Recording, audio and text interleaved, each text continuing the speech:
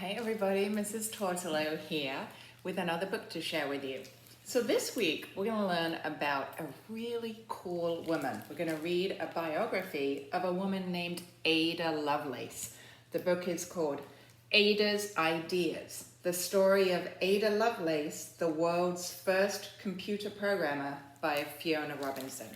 So she basically invented computer code. Have you heard of coding?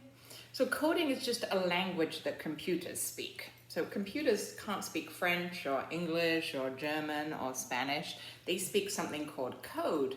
And even before computers even existed, Ada Lovelace figured out that there could be this special language that we could use to speak to them.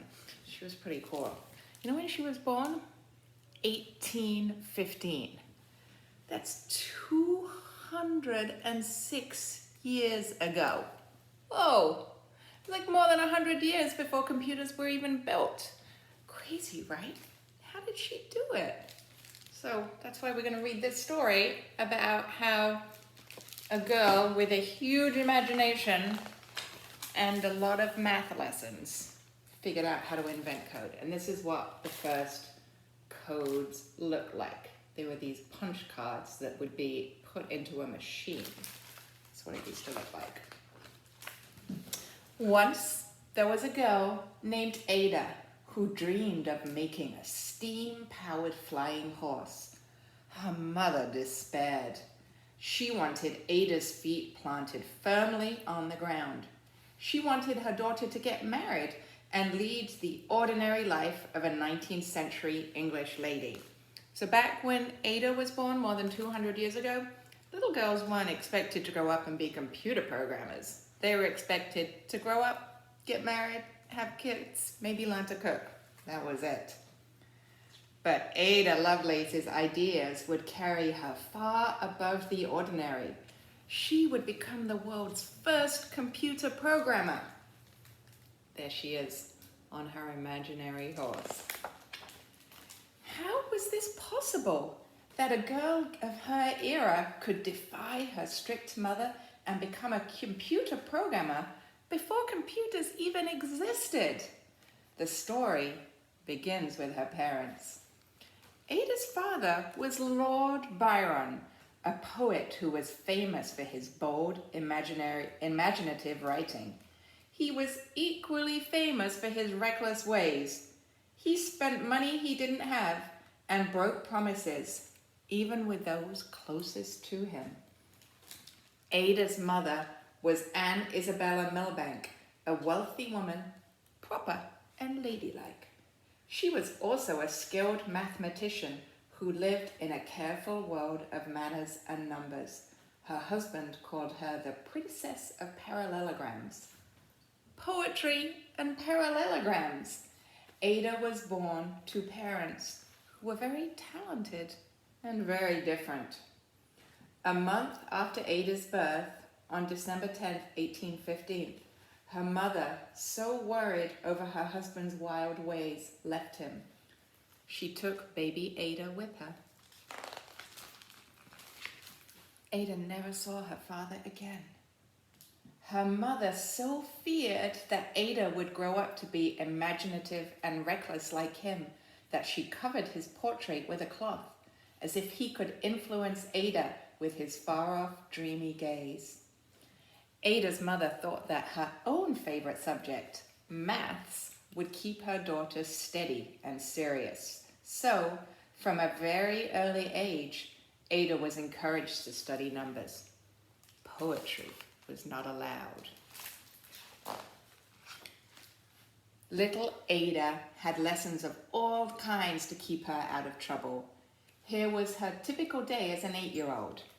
10 a.m. music, 11:15 French reading, 11:30 arithmetic, 1:30 work, 3:15 music, 4:30 French exercise.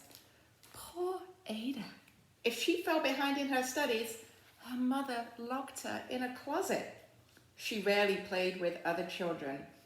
Her only friend was her cat, Puff. And when she was only 8 years old, Ada's father died.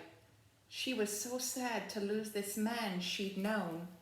Only in her imagination. Great changes were happening in the larger world too. It was the Industrial Revolution. Factories and cotton mills appeared everywhere across the English countryside. So Ada Lovelace was born in England. She was English, like me.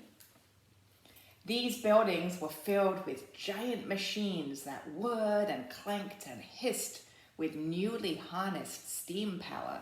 So this was when steam power had just been invented. This is how long ago Ada Lovelace lived. Engineers had used math and science to invent these machines, which made things like cloth, glass, paper, and cement far more quickly than if they had been made by hand.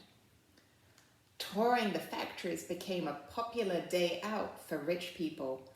These machines were thrilling modern wonders. Ada was fascinated by them. Her mother took her on trips to view these exciting new feats of engineering.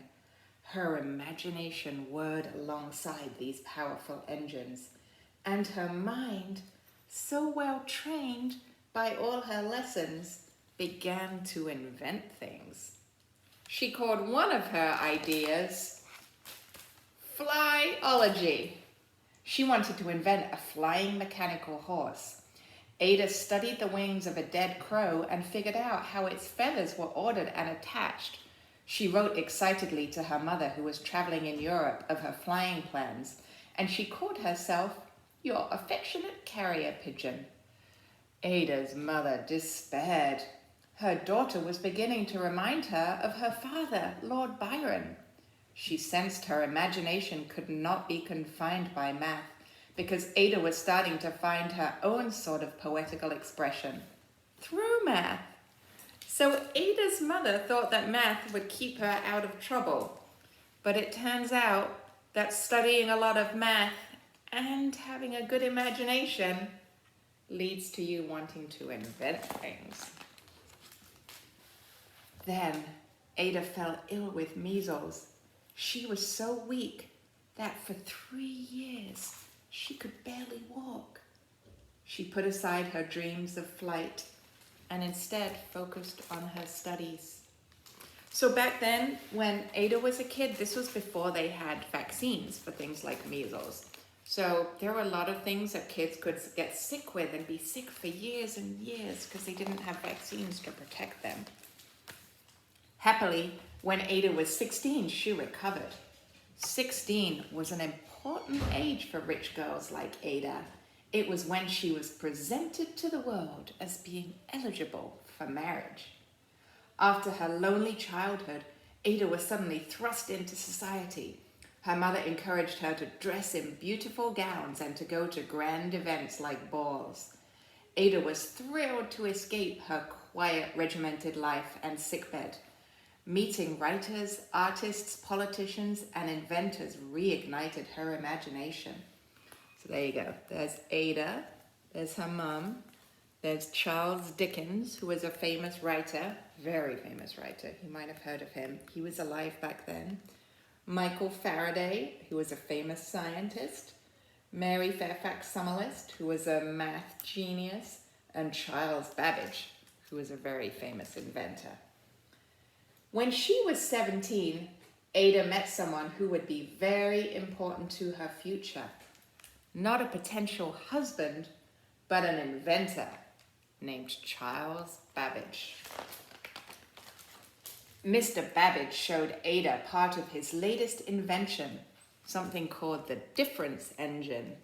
When finished, it would be an enormous steam-powered calculator, heavier than an elephant and taller than a horse. So that's how big the first calculators were. Heavier than an elephant and taller than a horse. Mr. Babbage understood that human beings could make mistakes in math, and he was determined to create a machine that would always produce the correct answer. His invention would be useful in many ways. One way would be to help the ships that carried goods to and from England's factories, to orient the ships at night when there was little to guide their course, Navigators did calculations to measure the distance between the stars. Mistakes in their calculations could cause ships to go off course. Mr. Babbage's machine would save time and lives. Ada was thrilled by the difference engine. She became good friends with Mr. Babbage. Her life changed in other ways too. She married Lord William King, Earl of Lovelace, and had 3 children. Despite her busy new life running a household of her own, Ada continued writing letters and meeting with Mr. Babbage to discuss his wonderful machines. Mr. Babbage told her about his new invention, the analytical engine. This machine was designed to be even bigger and better than the difference machine. It would perform many, many more calculations, and it would store and even print these results. Today, it is generally agreed that this machine was the world's first computer design.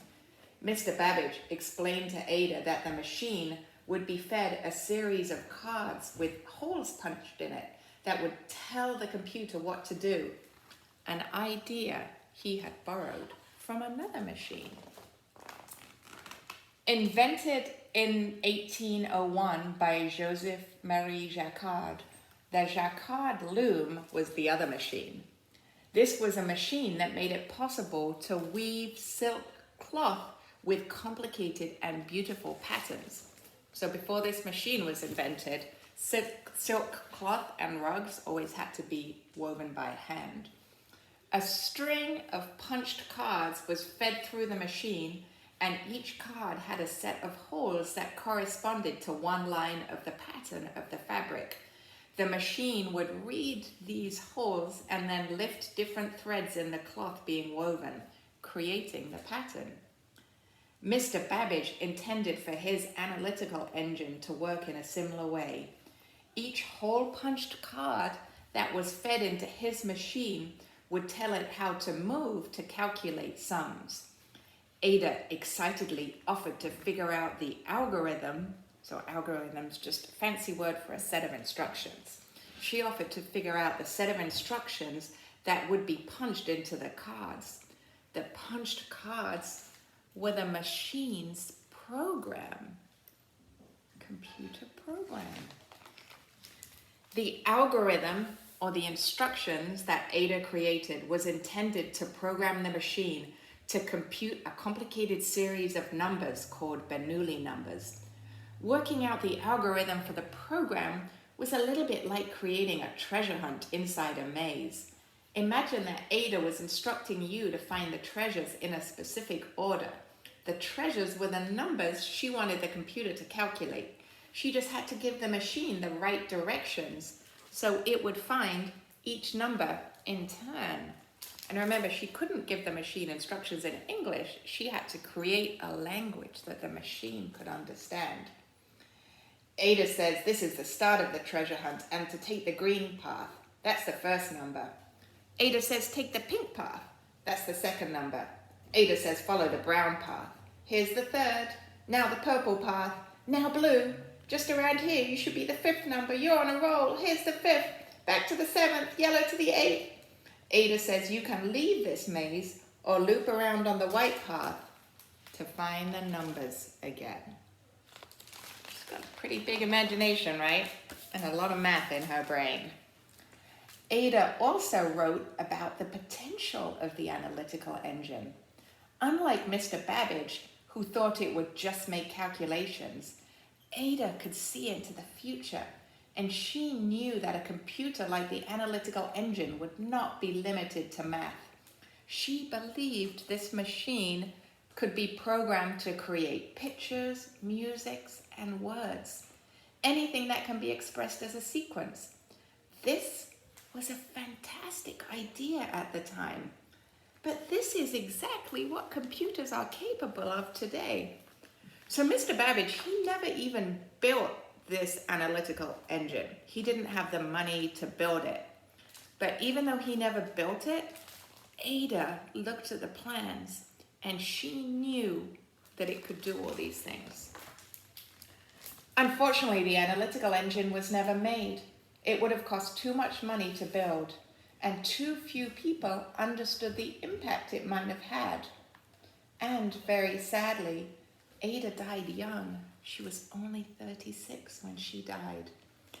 It took another 100 years after Ada's death for the first working computers to be created in the United States and England. The people who created these machines were stunned by Ada's futuristic notes and her algorithm for Mr. Babbage's machine. Now Ada is widely considered to be the world's first computer programmer. For the girl who dreamed of steam-powered flying horses, a great imagination proved just as important as mathematical skill. With it, she saw a future that no one else could envision. And there are some of those punch cards. So she had the imagination of a poet from her dad, and then she had a math brain from her mom. And together those two things helped her imagine. She invented computer code more than 100 years before a computer was even built. And this was all back in a time when girls weren't even expected to finish school, let alone have jobs. So that is why I think Ada Lovelace is a pretty cool woman. So there we go. That's Ada's ideas. I hope you like that story.